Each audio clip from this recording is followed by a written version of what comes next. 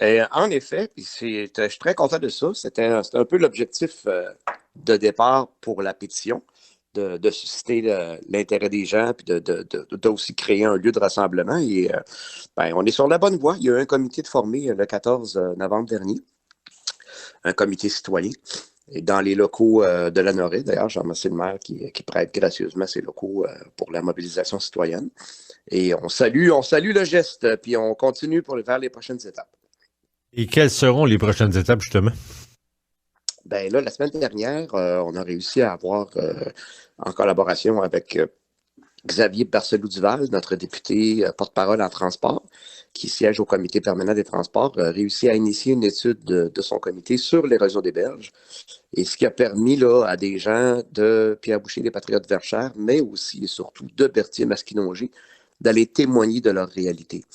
Donc, on a 3 témoins là, de Berthier-Masquinongé qui sont allés expliquer aux membres du comité quels étaient les impacts de l'érosion des berges chez eux, pour leur domicile, mais aussi pour leur communauté, pour leur municipalité dans le cas des maires. Là. Donc, ça a été très concluant. On est très contents. On espère pouvoir, avec ça, faire des recommandations précises au gouvernement. Ça va permettre, encore une fois, d'intensifier la pression. C'est quand même curieux de constater que peu importe le gouvernement qui est en place, là, parce que l'érosion des berges, ça date pas d'hier, même on en parlait sous le gouvernement Harper, et personne ne semble vouloir prendre la responsabilité. On rejette toujours, je dis pas la faute, mais la responsabilité dans la cour des municipalités. Ben, en fait, oui, puis c'est révoltant. Vous savez il y a déjà eu un programme de soutien pour l'érosion des berges en 1997. Ça a été aboli. Puis, écoutez, j'ai vu des photos, moi, de murets de protection qui ont été construits dans les années 90 et qui sont complètement dépassés par les eaux, là, et qui sont rendus quasiment au milieu de l'eau, là, parce que les berges derrière le mur sont toutes mangées. Donc, il y a eu de la négligence importante.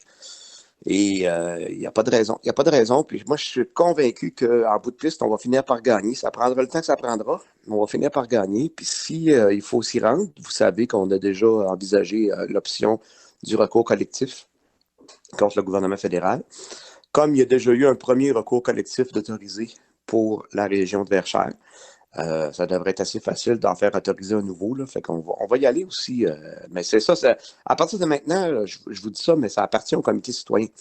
C'est important aussi qu'on ne se substitue pas aux citoyens, d'où l'importance de créer ce comité-là. Puis je suis très content parce que les maires, M.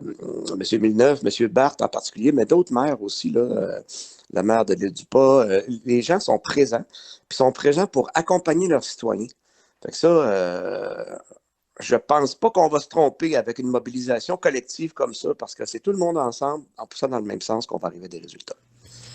Et à la limite, ce qui se passe ici, comme ce qui se passe de l'autre côté du fleuve, est-ce que ça pourrait pas se répandre à la grandeur du Québec? Parce que l'érosion des berges, c'est pas juste notre portion à nous du fleuve Saint-Laurent, là, c'est pas mal partout. À la rigueur, absolument. D'ailleurs, il faudrait que ça se fasse ailleurs, en suivant le même modèle. Vous savez que moi, j'ai rien inventé. On a suivi le modèle que Xavier Marcelo Duval avait adopté dans son coin de pays. On a répété, ça fonctionne très bien. Donc, ça pourrait très bien se faire ailleurs et je pense que ça serait positif, effectivement.